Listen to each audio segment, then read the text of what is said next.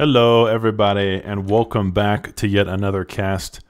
Guys, today I am bringing you an epic 2v2 on the map Escalated Chili Rivers. It is a water map. I told my viewers I would be bringing you juicy water content.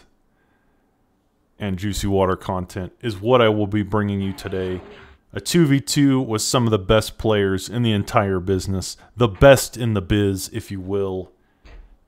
We have here in the top right our northeastern team. In green we have PL Soldier. I'm not sure if that's how you pronounce it, but in yellow we have Lemon Kainen. Someone corrected me in my comments. It's Lemon Kainen. He is core. Here in red we have Rampage, the armed commander, and finally we have in pink the undisputed champion of TA Escalation. Somebody come and beat this guy, Mr. Harold, in flamboyant, bombastic pink. Starting K-Bots first. So Harold said in the chat that he thought it would be storms because it's a storm meta or what have you. I'm actually a little surprised that 3 players are going K-Bots first here, because I would go vehicles on this map just because there's such a long distance between the 2 bases. Vehicles can get there more quickly, vehicles can expand faster. Of course, the K-Bot constructors are cheaper, so you can get more of them. I can certainly see an argument for going K-Bots first, but me personally, I think I would go vehicles here. I do go vehicles here when I play this map. But most of our players are going K-Bots, and we'll have to see how that turns out. Now guys, let's talk a little bit about the map before we get too much into the game. This map is one of my favorite to cast because it's just so damn interesting.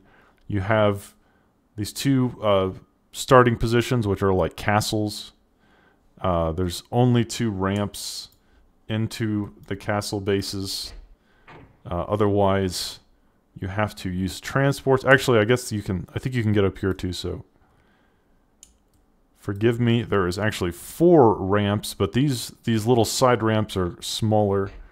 But then you have these side islands as well that have plenty of metal and geothermals on them here at the northwest and southeast of the map. And you have these plateaus as well that have some metal and geos. This plateau you can put radars on or defenses. It's just an extremely well-designed map. There's also in the water metal, so metal all over the map. There's tons of different territory to claim. Lots of great opportunities for the players to show their stuff. If you can take an island, it is such a massive economic advantage, and so we'll have to see if what team decides to control those. But the plateaus are nice as well. 3 metal spots and a thermal vent. Nothing to scoff at. Yeah, let's prepare ourselves for this game because I think it is going to be a really good one. Already, our green player sending down some peewees and a marquee, the T1 mobile radar. Everyone just kind of expanding right now. Nothing too out of the ordinary. Nobody has gone into air yet. Now, on this map, going air early, or maybe even first, is pretty valuable because you can get up on these islands. No land units can walk up these plateaus here. And air can also obviously fly to the islands, so we'll have to see if either team wants to go air quickly, and that might give them an advantage. Of course, the disadvantage of going air too quickly is that it will harm your ability to produce a ground army. The aircraft plant is expensive, and then aircraft units usually cost a lot of energy. So going air first is quite a risky play. Even going air second can be risky. We also want to see if the players go hovercrafts or shipyards. It's one of the things I love about this map is that hovers and ships are both very viable. And Soldier will see with this radar that Harold is sending up some AKs, but I'm not sure why he's running. He certainly has the superior army here. He's got more Pee-wees. And in a battle of numbers, green definitely has the advantage there. Rampage, it looks like just killed a scout of some kind. Probably just a Jeffy poking around down here. Guys, I do want to say before this game becomes too action-packed and I have to focus on all of the Michael Bay-style explosions, I am sorry for the hiatus. There has been a lot going on, and I've really wanted to cast, but I appreciate all the support from my community. Everyone in the Discord has been super helpful and supportive, and I appreciate all you guys. I appreciate all my viewers. Thank you so much for just continuing to watch, continuing to be part of the community. Go ahead and join my Discord if you want to talk to me, or we schedule games quite often now. We've been playing games a few times this week, and we'll probably be playing a lot more this weekend. So, trying to grow the community. I'd love to get some more people playing Escalation with us. It's so much fun. I don't think any of us are that try-hard. We're all just playing to have fun, and that's what it's really about. Reliving the glory days. 1997. Total annihilation. Uh-oh. Lemminkainen sending his construction vehicle so far out there. That was definitely a mistake.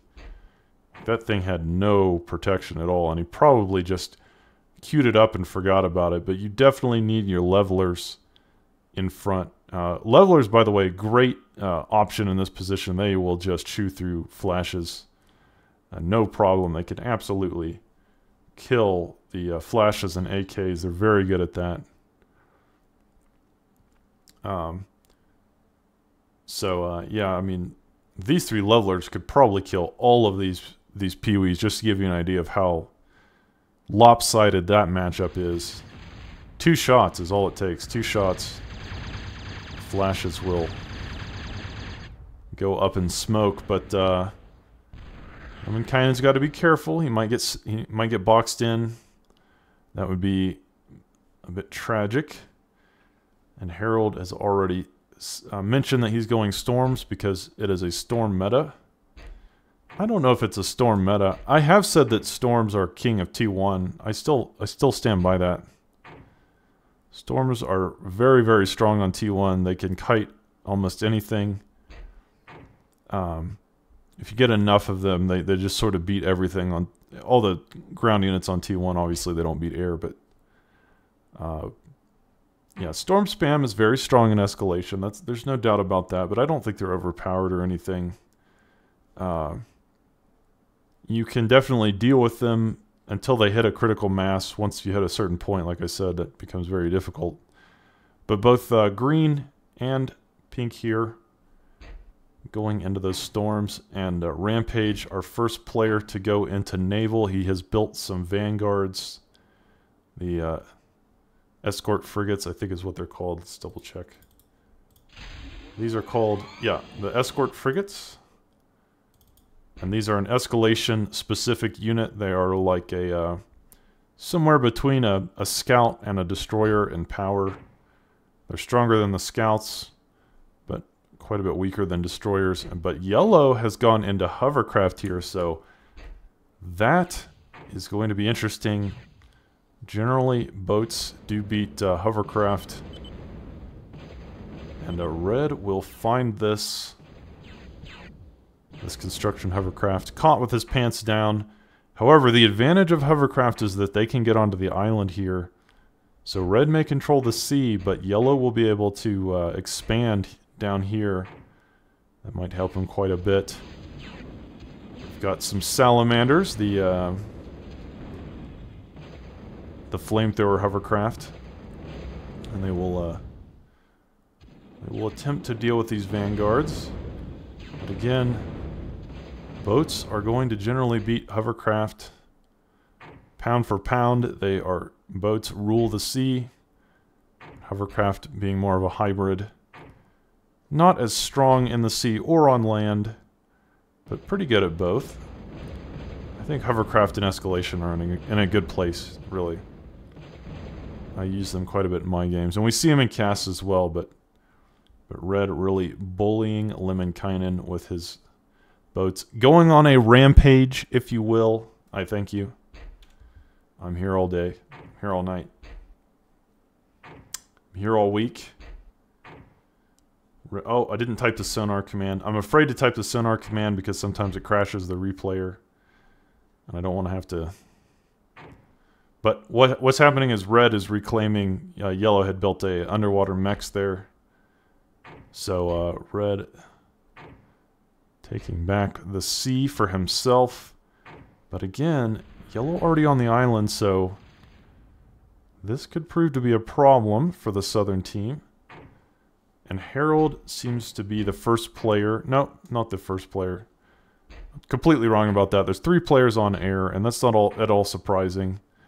It looks like some atlases transported these cons onto this island. This plateau has not been taken at all. And Red is just prepared for all this hovercraft shenanigans. Harold's sending out some scouts. But Mr. Sozier here taking the northwest island. So at the moment, the northeastern team is... they have planted their flags on both islands there. So that might give them an advantage, but we'll have to see if they can capitalize on it. As both Harold and Rampage taking control of the water. Harold has also opted to go into hovercraft shenanigans. And now Harold and Rampage definitely have the bigger armies on land, at least.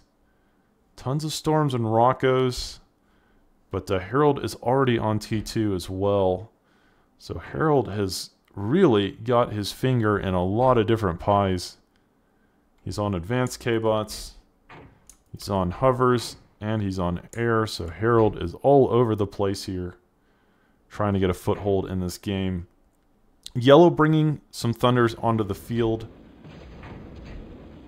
but can he do anything with them? Harold has some Avengers floating around. And more naval combat. As here comes those bombers. There's not much air defense at the front here, but again, Harold does have some Avengers floating around. He will have to consolidate those. Lemminkainen with some nice line bombing. He will kill few mexes. Harold bringing his fighters. But now Rampage pushing through the middle. I'd like to see Harold pushing with him. Generally in a 2v2 you want to work with your teammates, because Rampage is getting 2v1 here. So Harold, if he had brought his force, this could be a different battle. Rampage is getting some peewees through, but ultimately, those aren't going to accomplish too much. Now Harold attacking on the left side at the same time, and the battle in the sea continues to rage. However, Vanguards are going to beat Snappers. And once again, Rampage in full control of the sea here. And now he has brought his commander to the island, so there's going to be a battle for this southeastern island. Recreation of Iwo Jima. Rampage with the sea superiority, and Harold bringing hovercrafts to the the northwest corner of the map. Perhaps forcing Sozier off. Again, T1 hovercraft are decently strong, and like I said before, Rockos are good, but you really need a critical mass before they hit the point of being able to beat anything. Right now, it looks like Harold is going to kick green off of this island completely. A few peewees get by, and I don't think they're going to get much done. Maybe a little scouting.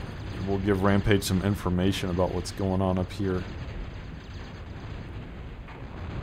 But again, very nicely played by Harold, bringing just the right amount of hovercrafts to push him off the island. And with that, Harold has complete control of the northwest corner. Not only the river, but also the island. And that is going to be a huge problem for Green. However, Green has got a nice army of Fidos, but Harold with Mortys, and the Mortys will outrange everything Green has here. So this is going to get a little complicated. Red still in control of the sea. Yellow continuing to send hovercrafts down, but those just aren't going to be able to accomplish much on T1. Maybe T2 hovercraft could deal with these vanguards. The ARM Riot hovercraft. Oh, I guess he's core. But yeah, T2 hovercraft perhaps. Hold that thought, because Green moving down here with a nice contingent of Fidos. Nice composition, but Harold has a lot as well. I think Harold has enough to stop this push. I have to see. Fidos are very strong. Very strong. I'd like to see some Zeuses or Mavericks in here. Of course, I'd love to see Mavericks in any composition, because Mavericks are so damn fun to watch and cast. But legitimately, I'd like to see some Mavericks here.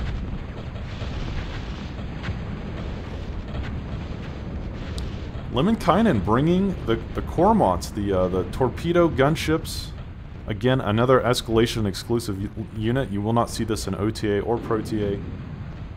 I think the torpedo gunships, very, very cool. And Rampage doesn't really have much air defense. However, very, very wisely bringing the Jethros onto the coastline there to push off this gunship aggression. Very nicely done by Rampage. He's really impressing me. Using his commander to get a foothold on the island and push Yellow off, taking control of the sea. So already, guys, we've seen a huge different variety of units and strategies. Lots of hovercraft, naval, air, K-bots, and vehicles, T1 and T2. But now, Yellow bringing down the Goliaths, and to be honest, this frustrates me a bit. I would have liked to see the Goliaths being moved with the Fidos. Guys, you gotta have teamwork in these games. If the Goliaths had been acting as a front line to tank all the shots of the Dominators and the Mortys, and the Fidos in the back line for fire support, this would have been an unstoppable push. But because the players didn't work together, we're just going in piecemeal here. Harold will probably be able to stop this. But yeah, that's frustrating, man. Yellow already had those Goliaths. If they had just worked together better, they might have been able to push through. But now the northern team in a lot of trouble because, as I mentioned at the beginning of the cast, whichever team controls the islands definitely has an advantage just economically, and also control of the sea as well gives you a lot of leverage to move units onto the land or shell them from the shore, as Rampage is doing here. This hovercraft platform, probably not long for this world. It's never a good situation to be in when you're getting shelled by Crusaders. And Yellow with quite a few fighters, but I don't know if that's going to be enough. And Harold going into Sumos. Sumos, the core king of T2. They are very, very strong. Quite slow, though. The Sumos are slow. But they have a great range, and they do a ton of damage. So, once these Sumos start getting produced, the situation is going to turn from bad to worst for the northeastern team. Nicely placed Sentinel here will push Harold back for now, but I will have to see how long green can hold on. Red continuing to mass up ships. And again, yellow with the Goliaths here, and Goliaths are very powerful, but I'd like to see more teamwork. Pillagers in the back, and also Fidos. Let's check out the player bases. Yellow on one advanced vehicle plant. Green, of course, on one advanced K-Bot lab. Rampage on his advanced K-Bot lab. Also building an advanced shipyard. And Harold going into advanced air. And of course, he's already on advanced K-Bots. And advanced hover, so holy crap. Harold, once again, putting his finger into many different forms of industry. Advanced hovers, advanced air, and of course advanced K-Bots. That is a lot to deal with. And Green continuing to try to shore up his position.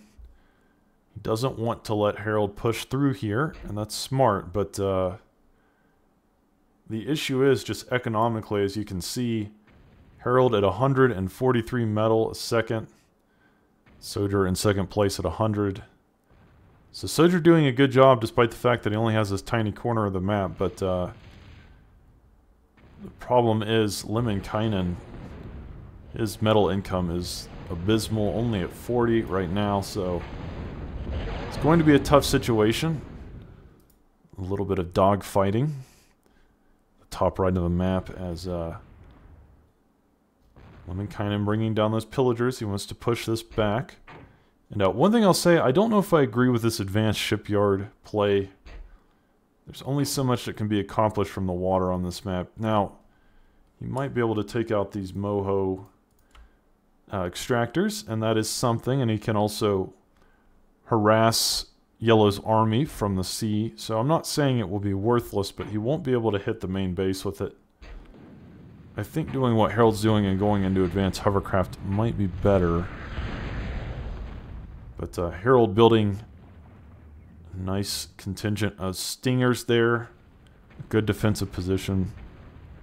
And this will be difficult to break through. 3 sentinels. Surrounded by dragon's teeth and some flax as well. These pillagers continuing to shell everything from off the shore. But again, this is a difficult situation to be in for Yellow because killing Red's naval army or just pushing them away isn't really helping him win the game. It's just helping him not die or helping him stay alive. But I don't see how the northern team is supposed to actually win here. I don't know what strategy they have in mind, but it's certainly a bad place to be in. Harold working on his sumos now with a growing army of them. As I mentioned before, sumos, king of T2 for core. They are just so damn tanky and hard to kill, and they do a lot of damage at a pretty long range. So once Harold gets enough of these, the situation might prove to be critical for our northeastern team as they are doing their best. Yellow doing his best to push Red off, and maybe he's going to try to take back the sea, but he's got so much to deal with. There's a nice navy, and of course, Red now on T2 ships. So it will be difficult to get back into the water, and Harold finally deciding to move through with his sumos. And I'm sorry to say that Fidos are strong, but there's just not enough of them to deal with this impending attack. Now, there's one thing Harold's doing here that I need to talk about. He built this Spectre. You can see on the radar this red circle. Everything in there is hidden from radar coverage. He's got another one here. So this is very, very smart. This will prevent the northeastern team from seeing what's going on, from being able to counterattack properly, Good players use these guys. Good players build these specters. They have no weapons of their own, but they are very powerful at hiding your army, giving you that advantage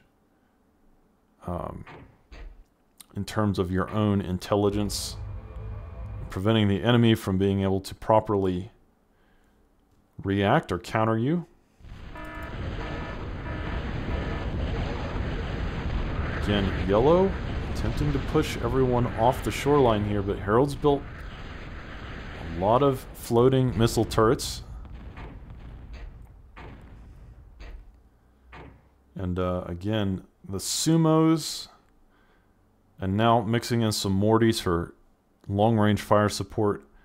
And even with all of Lemminkainen's Goliaths here, I don't know if it's going to be enough. The Goliaths have a ton of health, but they are much shorter ranged than the sumos. The Pillagers, of course, have a longer range than the sumos, but I don't know if it's going to be enough. The sumos have a ton of health. And it's going to be an interesting battle. Micromanagement will play a part, for sure. Rampage has his own Fidos. But I have to think at any moment Harold is going to move through. And Green doing the right thing by building snipers, or shooters. These are the right unit for this situation. They will sort of counter the sumos, but you need a lot of them. You need a lot of shooters. Harold has finally decided it is time, sending his sumos in to tank the Fidos. Soldier sending some scouts to see what he is up against.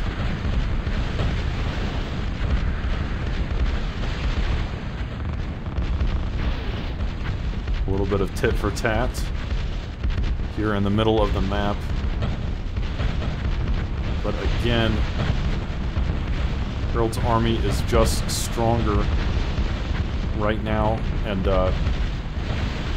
Yellow deciding he's not even going to attempt to engage it. Instead, he's going to try to bypass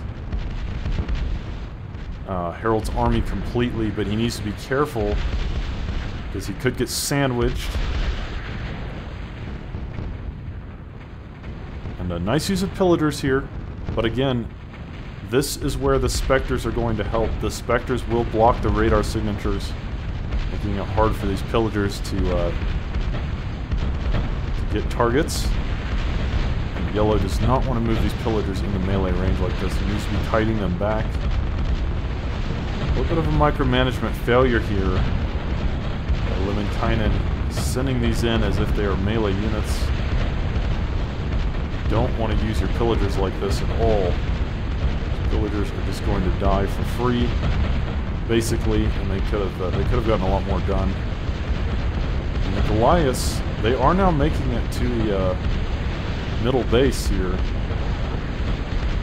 Harold has some defense, and with Red's rampages, that will get pushed back. And now the northern team in an even more desperate situation.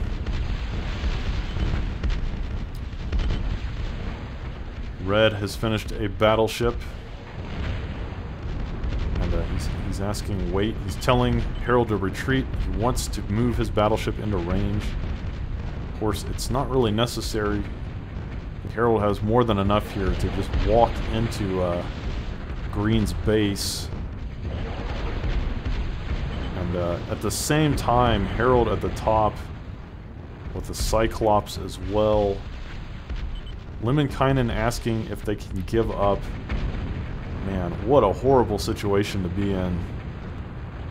As, I'm sorry I missed this. I missed the Cyclops moving in and taking out all these turrets. I was watching the action in the middle, but use your imagination. There wasn't much to see.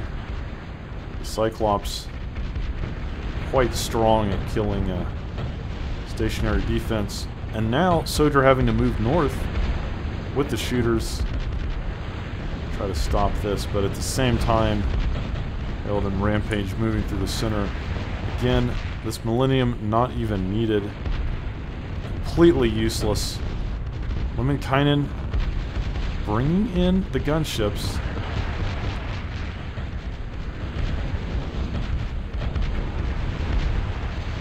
A nice play. But there is some air defense here already. However, there's a lot of gunships. They have a decent amount of health.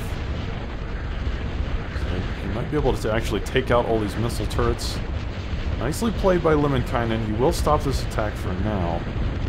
But Harold already has advanced fighters. He was already prepared for this eventuality. So even though he loses most of his hovercraft here, he's got more coming in.